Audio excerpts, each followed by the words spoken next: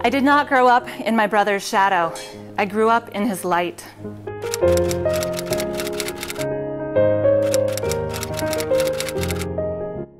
I have been John's sister since the very beginning. He was not yet 4 when I was born, but he claims to remember the event. He remembers naming me. He tells the story of my naming as if that morning still shimmers, a perfect mirage in his memory. What should we call her? Dad asked. My birth certificate read only baby girl Fields. Our parents, for all the lack of imagination our names seemed to reveal, waited days to name us.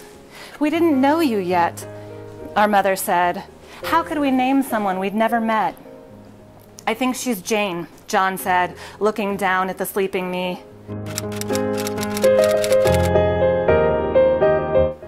John has been telling the story of me ever since. And because we've been bound to each other by sibling love rather than by sibling rivalry, John's stories of me are always stories of John. Years later, after his first break, after dropping out of college and being locked down in a psychiatric hospital, after one terrible round of medications after another, after stabilizing briefly and then secretly flushing his meds, after our mother and father started saying things like, well, what do we do?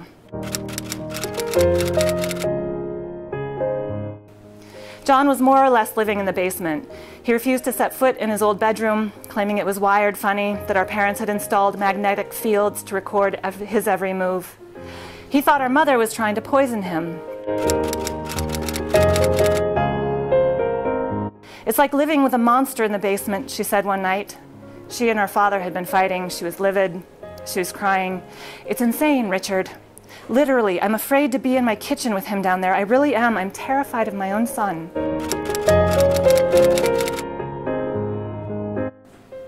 John, I said. What are we going to do, Janie? John asked. His eyes were red-rimmed. Don't let him throw me out. Don't let them get rid of me. Could you talk to Dr. Margolis? John asked. Could you get her to talk to me? I feel like she might be able to get through to Mom and Dad. She sees everything. She's the kind of person who can look straight into your head. She's your psychiatrist, I said. She prescribes meds. She said she isn't going to see you until you agree to start taking them. If it were just the two of us, Janie, don't you think maybe I just need time to breathe? I didn't answer him.